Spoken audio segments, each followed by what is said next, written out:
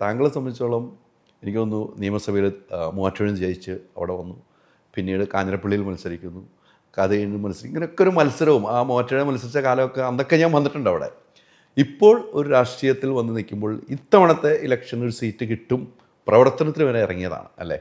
മുകളിൽ നിന്നുള്ളൊരു നിർദ്ദേശപ്രകാരം ഇറങ്ങി എത്രയോ പോസ്റ്ററുകളും ഫ്ലെക്സുകളൊക്കെ അടിച്ചിറക്കി. അതിലൊക്കെ ഭയങ്കര നിരാശനായിരുന്നു താങ്കൾ ലാസ്റ്റ് മത്സരത്തിൽ നിന്ന് മാറി. പക്ഷേ എങ്കിലും താങ്കളൊരു ശബ്ദമുയർന്നില്ല, എനിക്ക് സീറ്റ് തന്നില്ല എന്നൊരു ശബ്ദമുയർത്തി കണ്ടില്ല.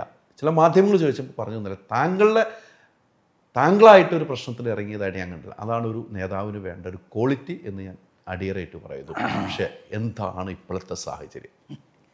ഇല്ല, പ്രത്യേകിച്ച് സാഹചര്യങ്ങളൊന്നുമില്ല. രാഷ്ട്രീയത്തിൽ ഇപ്പം അങ്ങനെയൊക്കെ ഒരുപാട് ഉയർച്ചകളും താഴ്ചകളും അപ്രതീക്ഷിത സംഭവങ്ങളൊക്കെ ഉണ്ടാകും. അതൊന്നും പുതിയ കാര്യമൊന്നുമല്ല. കാരണം എനിക്ക് ഒരു 10-50 വർഷത്തിൽ കൂടുതൽ ഇതിനകത്തുള്ള ഒരു എക്സ്പീരിയൻസ് ഉണ്ടല്ലോ പൊളിറ്റിക്സിൽ. അപ്പോൾ ഇതിനിടയിൽ എത്രയോ സന്ദർഭങ്ങളിൽ ഇതുപോലെയുള്ള സാഹചര്യങ്ങൾ വരുന്നു പോകുന്നു. അതൊന്നും നമ്മളെ അങ്ങനെ ബാധിക്കാറില്ല. എൻ്റെ പൊളിറ്റിക്സ് തുടങ്ങുന്നത് തന്നെ പ്രത്യേകിച്ച് എന്തെങ്കിലും ആഗ്രഹിച്ചുകൊണ്ടൊന്നുമല്ല. ഞാൻ KSUവിൻ്റെ പ്രസിഡൻ്റാകുന്ന 1982 അത് കഴിഞ്ഞ് എത്രയോ കാലം കഴിഞ്ഞ് 2006 എനിക്കൊരു സീറ്റ് കിട്ടുന്നത്. 82 കഴിഞ്ഞിട്ട് എത്ര വർഷം കഴിഞ്ഞിട്ടാണ്? 18 6 10-24 വർഷം കഴിഞ്ഞിട്ടാണ് മൂവാറ്റുപുഴ എനിക്ക് സീറ്റ് വരുന്നത്. അല്ല, അതിന് മുമ്പ് കാഞ്ഞിരപ്പള്ളി വന്നിരുന്നു. അത് 2006 അപ്പോൾ അതെന്താണെന്ന് വെച്ചാൽ കോട്ടയം ജില്ലയാണ്. കോട്ടയം ജില്ലയിൽ ഞങ്ങളുടെ ഘടകകക്ഷികൾ അന്ന് കേരള കോൺഗ്രസ് ആണ് മിക്കവാറും കൂടുതൽ സീറ്റുകൾ, പ്രത്യേകിച്ച് ഞങ്ങളുടെ ഏരിയ മുഴുവൻ അവരാണ് മത്സരിക്കുന്നത് UDF.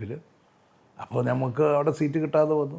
പിന്നീട് എനിക്ക് അവിടെ നിന്ന് പുറത്തിയാടിയാണ് മൂവാറ്റുപുഴയൊക്കെ വന്നാൽ എനിക്ക് സീറ്റ് പിന്നെ വരുന്നത്. അപ്പോൾ അതിൻ്റെ ഒരു കാലതാമസം വന്നു. ഇന്നിപ്പോൾ KSUവിൻ്റെ പ്രസിഡന്റ് അല്ലെങ്കിൽ യൂത്ത് കോൺഗ്രസ് പ്രസിഡന്റ് ആയിക്കഴിഞ്ഞാൽ അപ്പോൾ തന്നെ സീറ്റ് കിട്ടുക സീറ്റാണല്ലോ, മന്ത്രിയാണ്. അതെ, അതതിൻ്റെ ഒരു ഗ്യാരണ്ടി ആണല്ലോ. അപ്പം അത് നമ്മളെ അങ്ങനെ ബാധിക്കാറില്ല. നമ്മളൊരു സംഘടനാ പ്രവർത്തനം, ടീം അങ്ങനെ അങ്ങ് പോവുക എന്നുള്ളതാണ് നമ്മളൊരു ആഗ്രഹം വരുന്നത്.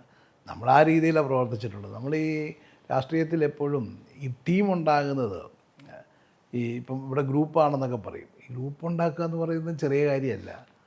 നമ്മൾ സാക്രിഫൈസ് ചെയ്താലേ നമ്മൾക്ക് ഒരു ടീമിനെ ഉണ്ടാക്കാൻ പറ്റുള്ളൂ നമ്മളോടൊപ്പം.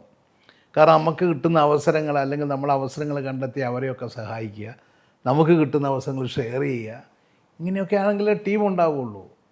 അപ്പോൾ അങ്ങനെ ടീം ഉണ്ടാക്കുന്ന എല്ലാവരും അതുപോലെ ഒരുപാട് സാക്രിഫൈസ് ചെയ്തിട്ടാണ്. അത് ഉമ്മൻചാണ്ടി ആണെങ്കിലും രമേശ് ചെന്നിത്തലയാണെങ്കിലും കരുണാകരനാണെങ്കിലും കേരളയാണെങ്കിലും ഒക്കെ അവരൊക്കെ ഓരോ ടീമിൻ്റെ നേതാക്കളാണ്. അതൊക്കെ ഉണ്ടാകുന്ന വലിയ സാക്രിഫൈസ് ചെയ്തിട്ടാണ്.